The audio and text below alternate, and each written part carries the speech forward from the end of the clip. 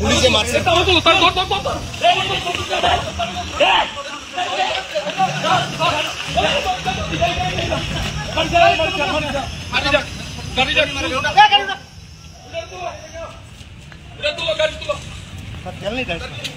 তোমাকে কেন আটক করা হয়েছে? তোমাকে কেন আটক করা হয়েছে? স্যার আপনারা কি পারেন এভাবে লাঠিচার্জ করতে? আপনাদের পারমিশনটা কে দিয়েছে? পারমিশন কি দিয়েছে আপনাকে? আপনাদের পারমিশনটা কে দিয়েছে লাঠিচার্জ করা? লাঠিচার্জ করা পারমিশন আপনার পারমিশনটা কে দিয়েছে লাঠিচার্জ করা? পারমিশনটা কে দিয়েছে লাঠিচার্জ করা? আপনাদের লাঠিচার্জ পারমিশনটা কে দিয়েছে?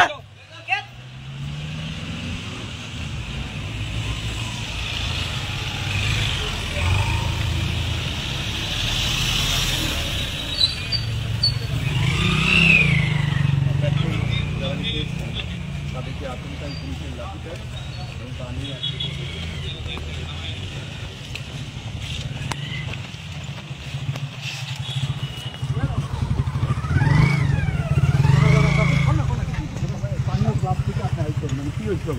ঘটনা কিছু না। এখানে তেল নাই, কিন্তু পাবলিক করতেছে ওখানে তেল দেউনি লাগবে। তো তেল নাই এখানে কিভাবে দিব?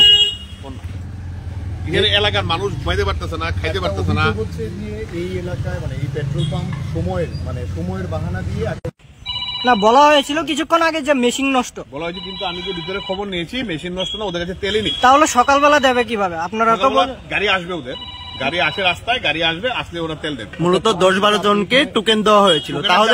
তাহলে কেন টোকেন দেওয়া হয়েছিল? তেল যখন নেই ওরা জানে যে এস্টিমেট করে পারে না দিতে। আচ্ছা, এখানে গভর্নমেন্টের একটা নিয়ম আছে, 2000 লিটার তেল গভর্নমেন্টের জন্য রাখতে হবে। আচ্ছা, কিন্তু এইভাবে মানে পেট্রোল পাম্পে আসার পর আপনাদের এলাকায় এইভাবে পুলিশের লাঠিচার্জ পুলিশের লাঠি এটা তো পড়াশোনার ব্যাপার না, আমি কিছু বলতে পারি না। আপনি একজন এলাকাবাসী হয়ে এই বিষয়টা কিভাবে দেখছেন? এখানে আমি কোনো কমেন্টস করছি না, এটা প্রশাসনিক ব্যাপার। ওরা ভিতরে আটকে আছে, ওদের বেরোতে পারছে না। হ্যাঁ, আমি ওদের সঙ্গে কথা বলতে এসেছি। এলাকার মানুষ, এখানে রুগী আছে, বয়স্ক লোক আছে, ওরা ঘুমোতে পারছে না। আমি স্কুলের ক্লাবে থেকে আমার এলাকায় তো মানুষ অস্থির। আমার এলাকায় পাড়ার দোকানদাররা দোকান করতে পারছে না, মানুষ ঘুমাতে পারছে না, অসুস্থ রোগীরা ঘুমাতে পারছে না। আজকে 5-7 দিন ধরে ওরা অস্থির। আপনি বলেন, আপনি আসার পর মালিকের সঙ্গে কথা হয়েছিল? আমি মালিকের সঙ্গে কথা বলেছি। মালিক বলেছে এখন তেল নেই, তেল আসছে, গাড়ি আছে রাস্তায়, কালকে আসতে। যাদের কাছে টোকেন ছিল ওরা কালকে লাইন ছাড়া টোকেন তেল নিয়ে যাবে। 6টা থেকে কি দেওয়া শুরু হবে? না, মনে হয় একটু দেরি হবে, গাড়ি এখন এসে পৌঁছবে। নামটা জানবো? আমার নাম জয়জ্যোতি সাহা। ধন্যবাদ। পরিস্থিতি নিয়ন্ত্রণে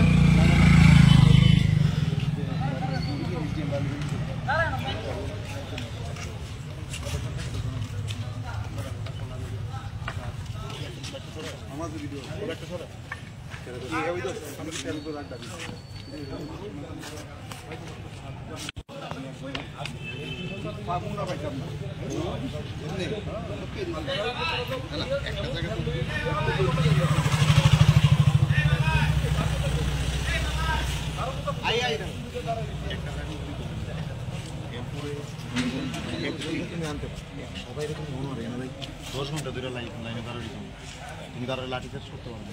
লাঠিচার্জ কি প্রবলেম আছে এটা বাইয়ানে কেউ কিন্তু ইয়েতে না ফলো মানে অতিরিক্ত। আরে তুমি যারা করতে এরা তুমি এক বড় মহিলার রোগ হিসেবে আমরা বাড়িতে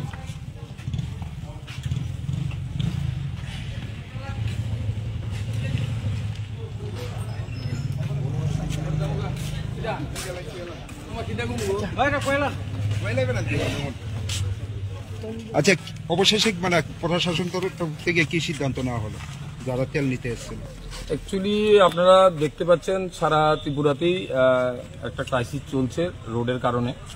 তো আমাদের গভর্নমেন্টের তরফ থেকে তো প্রত্যেক পাম্পেই মোটামুটি তেল দিয়ে যাচ্ছে। আমরাও এটা যাতে আনটুয়ার্স কোনো ইনসিডেন্ট, যেহেতু রেশনিং সিস্টেম চালু করেছে গভর্নমেন্ট, এটাকে ল অ্যান্ড অর্ডার কাভার দেওয়ার জন্য আমাদেরও নির্দেশ দেওয়া আছে। তো সারাদিনে আপনারা দেখতে পাচ্ছেন, আপনারা আমাদের সাথে যে পাম্পেই সমস্যা হচ্ছে আমরা যাচ্ছি, আপনারাও যাচ্ছেন। সবাই মানুষের সমস্যা তো আছেই, কারণ রেশনিং সিস্টেম আছে, অনেক দূর দূর থেকে লাইন ধরছে। তো যেখানে শেষ হয়ে যাচ্ছে, এখানে যারা পাচ্ছে না তারা কিছু ডিস্টারবেন্স করছে প্রত্যেক পাম্পেই। যেখানে রাধানগর দেখতে পেয়েছেন, কল্যাণী দেখতে পেয়েছেন, চন্দ্রপুরে দেখতে পেয়েছেন আপনারা।